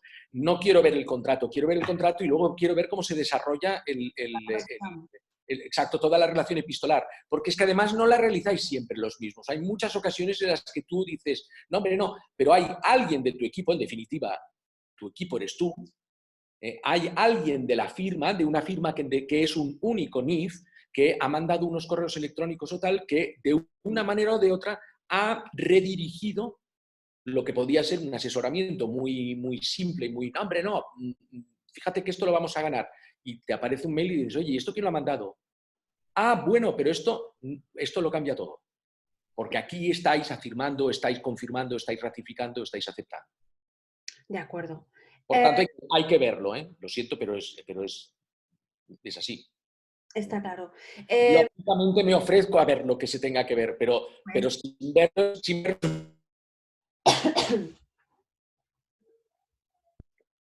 Estoy viendo un mensaje de Luis. Sí. Que manda un abrazo. No mires, deja que te los lea yo. No, ya he visto, solo he visto la primera parte, parece el 1, 2, 3. Aquí puedo leer. Pregunta, en el caso en el que nosotros ya hayamos pospuesto un evento, hemos acordado las fechas, el hotel está bien, el cliente está bien, todo está bien. 2021, tira que te va. Hacemos la cancelación del contrato antiguo y hacemos la amenda bien hecha o el nuevo contrato. En tu opinión, ¿lo podemos mandar ya o mejor esperar a que acabe el estado de alarma? No, lo podéis mandar ya. Lo que pasa es que, fíjate que esto acaba teniendo, una relación que tiene que ver totalmente con la necesidad que tengáis enviarlo ahora. Es decir, la prudencia nos invita a decir, estamos en un estado hoy por hoy en el que cada semana han ocurrido cosas que han invalidado lo ocurrido en las semanas anteriores. Correcto. Y la vigencia es una cosa tremendamente relativa. Y hoy por hoy las hipótesis son... Entonces, ¿necesito mandarlo ahora? ¿Quiero cerrar esa operación ahora? ¿O no me viene de cerrarla ahora o cerrarla la semana que viene o cerrarla dentro de 15 días? Bueno, pues lo que yo aconsejaría es establecer una estrategia de mantener la relación con el cliente a través de correos que tengan que ver con la operación pero que no la acaben de cerrar para ir ganando tiempo. No vaya a ser que nos demos cuenta de que estamos hablando de... Pero además si hablas del 2021 pues estamos muy lejos, ¿no? Pero que Ahora, otra cosa es que digas, no, es que fíjate, es que si no se la hago yo, se la va a pasar a la competencia. Y entonces, oye, es una operación que yo quiero cerrar. Bueno, pues si está bien orquestada, bien armada y bien tal, adelante. Vale. Pregunta, si un contrato de un DMC lo firma un project manager, un senior project manager, un super macho man que lleva ahí 30 años, pero no tiene poderes, es decir, no tiene poderes legales dentro de la empresa, ¿ese contrato es válido o tiene que ir firmado por el CEO? Tenemos que ver todo cómo va. Evidentemente, un contrato lo tiene que firmar una persona que tenga poderes en la empresa para poder firmar un contrato. Si no, no representa a la empresa. Lo que ocurre es que si el cargo que tiene en la empresa y los hechos coetáneos y posteriores dejan claro que la empresa tiene cedida, aunque sea como un mandato verbal, esa confianza para esa relación con el cliente, listos. A mí hay veces que me dicen, oye, es que claro, el que ha firmado el contrato de Arras, una operación inmobiliaria, el que ha firmado el contrato de Arras no tenía poderes. Digo, ya, pero es que la empresa ha pagado un pastón. O sea, si la empresa ha pagado un pastón, hay un acto propio absolutamente demoledor de aceptación de que lo que ese hombre firmó, que probablemente lo hizo como mandatario verbal, ha quedado ratificado. Está claro. Entonces, lo tenemos que ver, pero en puridad mercantil, digamos, nadie puede representar a una empresa si no tiene la representación de esta empresa otorgada. Queda claro. Bien, pues yo voy a pasar la palabra a Fey para que empiece la conclusión de esta sesión, no sin antes hacer eco de lo que se está mencionando por el chat y que ya iba a ser un clamor y una petición, y es que igual que en su momento CLM hizo un contrato SUCOE para protegerlos, puesto que la única herramienta que teníamos ante la agencia tributaria y ante la autoridad competente sobre tributos era lo que ponía en el contrato, ahora parece ser que existe un poquito de clamor general sobre la posibilidad de que CLM pudiera redactar por o para nosotros diferentes cláusulas contractuales que seguramente no estamos poniendo. Yo no digo de hacer un contrato tipo y que todos usemos el mismo, porque eso va a ser difícil. Bueno, y además no es recomendable. Exacto, porque hay mucha casuística y hay muchas historias, lo entiendo, pero al menos enseñarnos lo que vendría a ser una buena política de cláusulas de fuerza mayor, una buena política de cancelación, cómo proteger ese depósito, ese fee. La mayoría de nosotros, entre comillas, cobramos cuando se acaba el evento y lo hemos cobrado todo y pagamos a proveedores y nos queda al margen esos honorarios. Hay muchos que piden algo al principio, pero esto, en fin, ayudarnos de alguna manera a que nuestros contratos y que nuestra labor esté un poquito más protegida, porque como puedes observar, a la que van un poco mal dadas, recibimos, pero por todos los lados. Oiga, Lo tengo muy claro, y además me da muchísimo coraje y no debería ser así. Por supuesto que nos vamos a poner a trabajar en esto, y además en el momento en el que pase esta especie de confinamiento extraño, con mascarillas o sin mascarillas, yo propondré, y además lo he hablado con Javier y está totalmente de acuerdo, propondré una reunión de Spain DMC en la que prácticamente de forma monográfica, en al menos una sesión, se hable sobre las pautas habituales de vuestra forma de contratar para intentar mejorarlas, pero solamente para saberlo y entonces intentar mejorarlo. El que considera que tiene que continuar funcionando a base de correos electrónicos, de un contratito, el que me pasa al hotel o el que me manda tal y cual, es muy legítimo que lo haga, perfecto, pero tendríais que tener más conciencia, porque es cierto, en el momento en el que hay cualquier cosa que queda templada, vosotros recibís. Sí, yo sobre todo Porque tenéis una inseguridad jurídica tremenda. Y una de las cosas que has dicho varias veces y que lo hemos hablado tú y yo por teléfono varias veces es, y se lo digo a todos mis colegas de los DMCs, no solo se trata de los contratos que tienes con tus clientes, sobre todo se trata de los contratos que tienes hacia tus proveedores. Y claro. De todos tipos. O sea, que si a ti te llega una cláusula de fuerza mayor que te parece bien, porque hay muchas veces, y tenéis que saber que tenéis la potestad que decir que cuando ellos abusen de ciertos momentos, que podéis decirle no. O sea, así como cuando te piden una habitación gratis cada 10, les dices clarísimamente que no, pues aquí cuando te piden unas que se incorporen ciertas tesituras, que si se cambian de bragas, que es fuerza mayor, di que no. Pero cara a los proveedores, o sea, donde ha pasado muchos problemas que habéis tenido, la mayoría de los DMCs, es que el cliente no se ha subordinado a la fuerza mayor o no se le ha pasado a trasladado al proveedor la causa de fuerza mayor. Tiene que haber, o sea, que el cliente tiene que aceptar la fuerza mayor del hotel, aparte de la vuestra por los servicios fuera del hotel, que puede ser una cláusula totalmente distinta. Vosotros podéis estar de acuerdo en hacer, incorporar ciertas cosas para cosas fuera del hotel, que el hotel no está dispuesto a incorporar en su cláusula de fuerza mayor. Pueden existir dos cláusulas de fuerza mayor, pero el cliente final tiene que aceptar las dos, tiene que saber... Eso se llama vincular las distintas operaciones jurídicas en un solo evento. Pero vamos, estamos hablando... Es muy importante vincularlas, muy importante, mucho. Y de cara a la negociación posterior y a las demandas, Es absolutamente esencial. Yo me veo con contratos con hoteles a los que les tengo que dar, hablo con las asesorías jurídicas, les tengo que decir, tienes toda la razón, toda. Lo único que te pido es cancha, pero tienes toda la razón, porque la tienen. Y en cambio, si te hubiera vinculado, no tendrías ninguna razón. Ahora, también entiendo que con toda probabilidad los acuerdos que vosotros tenéis con los proveedores son unos acuerdos que tienen mucho que ver con que tú seas más laxo con la forma de contratar y que le aceptes sus contratos con sus paranoias y sus historias. Entonces, bien.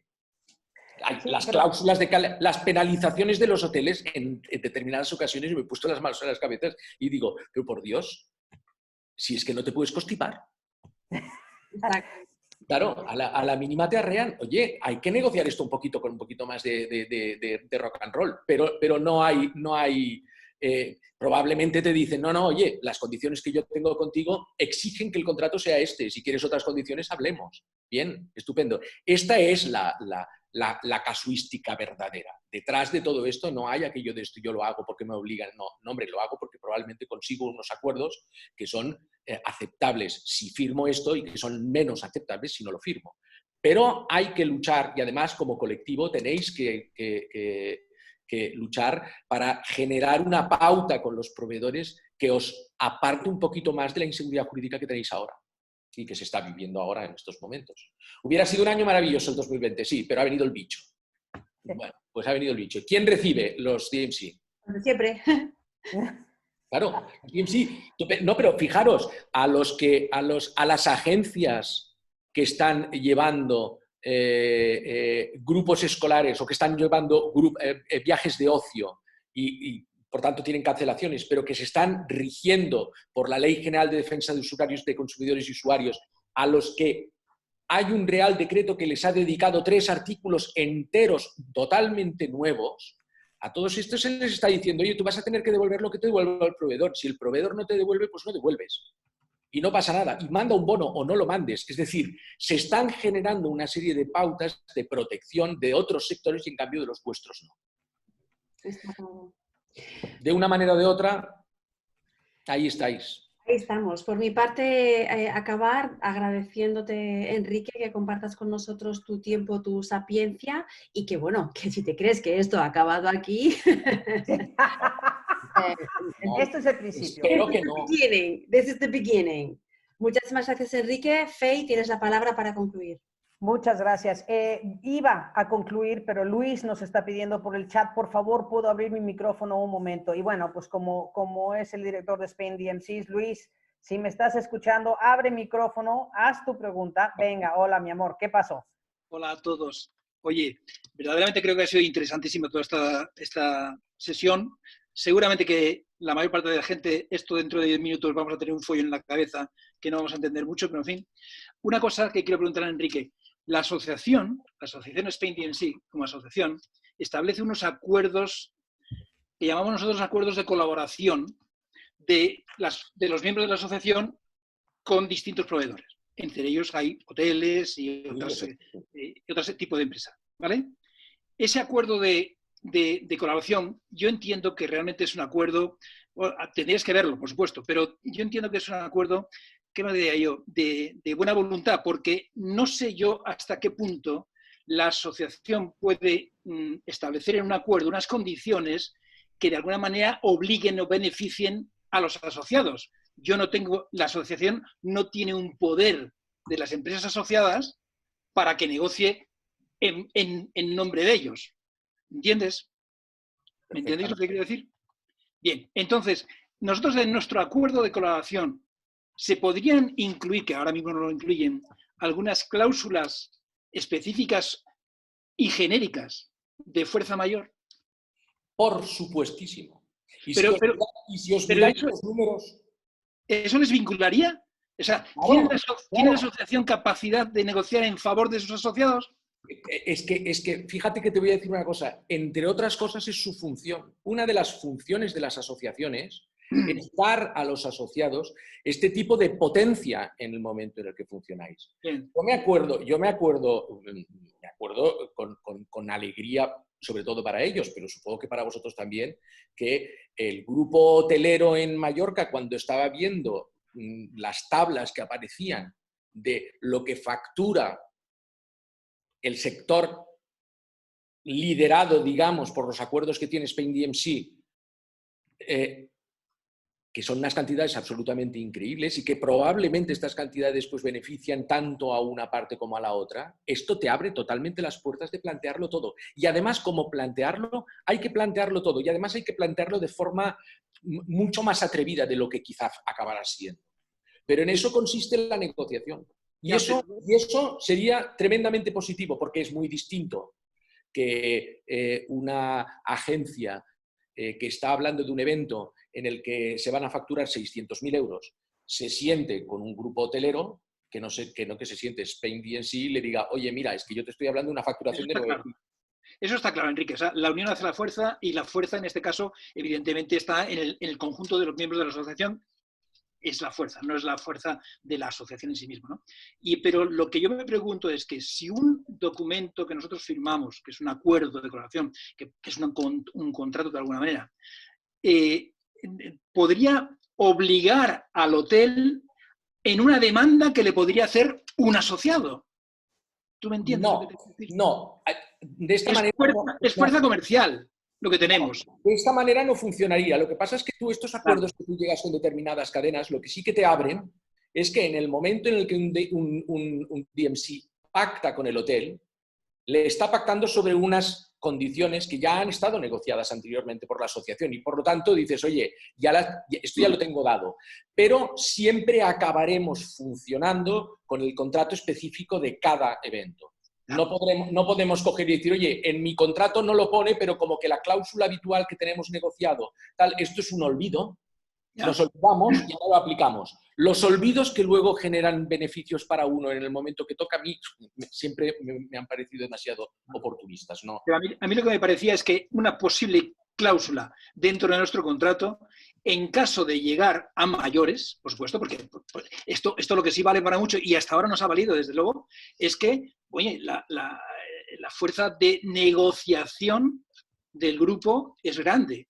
Pero si tienes que ir a mayores, tienes que ir a un juzgado, esto no vale para nada. Evidentemente, Luis, pero tú... Vale, pues nada más que quería eso. Lo que tú tienes muy claro es que si tienes negociado un tipo de cláusulas, por ejemplo, que relativicen la fuerza mayor o que establezcan una cierta limitación a las penalizaciones, etcétera, y las tienes negociadas como asociación, cuando tú en un contrato simplemente pones en cuanto a las negociaciones, estaremos al convenio con Spain DMC, ya te estás vinculando. Eso es perfecto, pero tú estás vinculándote en aquel contrato particular. Estupendo, rige. Vale. Ok, yo nada más que quería eso, me desconecto. ¿Está bien? Muy bien, gracias Luis, encantado de volverte a ver. Fantástico. Enrique, no sé si quieres decir algo antes de que cierre ya sesión para despedir de los asociados, algún última recomendación de las miles que nos has dado, aparte de que volvamos a ver muy clarito nuestros contratos y que vinculemos nuestras negociaciones con los proveedores a cada grupo específicamente y sus tesituras en caso de que vuelva a pasar algo así. Nada, yo solamente os doy las gracias por la confianza, evidentemente la disponibilidad que tiene CLM para ayudaros en todo lo que toque, lo vamos a continuar haciendo y en estos momentos sé que es muy difícil. Si nos demoramos en algún momento, tenednos la consideración de que vamos igual de petados que vosotros, pero hacemos todo lo posible para tirar para adelante, que nos es muy útil tener todos los antecedentes y todos los contextos para poder acertar en nuestras decisiones, que no oigáis ni escuchéis lo que se dice de corrido por la calle. Estamos absolutamente forrados de fakes y además muchos de estos fakes tienen que ver con las situaciones en las que estamos. Id a lo vuestro y concentraros en lo vuestro nada más. Y después os tengo que mandar todos los ánimos del mundo porque estamos en una fase muy jodida y esperemos que se pase y que todos levantéis el vuelo y que el año 21 sea en Mallorca, o sea, donde la cerveza que nos tomemos sea más grande que la última. Por tanto, muchas gracias. Muchísimas gracias a ti, Enrique. La verdad es que el trabajo que has hecho. Quiero reiterar a todos los socios que estáis escuchando todavía, aparte estáis todos ahí puestos, que Enrique nos hizo el grandísimo favor de mandarnos un documento de Word en el cual viene explicado todas las diapositivas, y también nos ha mandado las diapositivas, y a su tiempo también nos ha dado el permiso de compartirlo todo con vosotros. Esto lo vamos a hacer llegar a todos los miembros de Spain DMCs inmediatamente. Ahora se lo voy a mandar yo a Luis, y que tengo las dos cosas. Y Luis, por favor, te pido que se lo mandes, se lo reenvíes a todos. Creo que ha sido una sesión vital para todos los socios. Creo que ha sido una cosa que nos ha servido mucho, mucho. Os han contestado ya muchas de las preguntas que os van a ayudar hacia la toma de decisiones de cosas que tenéis inmediatamente en la mesa, y que os van a ayudar a un poquito a llevar mejor el ritmo de las cosas que se nos avecinan. Y nada, yo estoy feliz porque yo personalmente tengo un entendimiento mucho mayor ahora cara a poder hablar con mis clientes también, con una base muy sólida. Olga, gracias por el magnífico trabajo de moderar, de organizar esto y llevarlo bien para adelante. Enrique, mil gracias por todo el trabajazo, por contestar personalmente que eran casos particulares, muchísimos, aparte de los conceptos. Ha sido un gran baño de información, y esto nos va a ayudar y nos va a hacer más fuerte a todos, y bueno, pues estaremos ahí contigo. Seguro que te van a llover peticiones ahora, pero bueno, por lo menos ya van pisando con un poco más de sabiduría. Muchas gracias a todos, y que tengáis muchas buenas tardes. Y por favor, un agradecimiento de Abene, que está en California y ha pedido personalmente que gracias a toda la asociación y a todos nosotros por adaptarnos para que ella desde California, con 9 horas de diferencia, pudiese conectarse con todos nosotros, y no quería que os lo dejara de decir, ¿ok? Entonces, un abrazo muy fuerte a todos. Otro. Gracias. Hasta luego.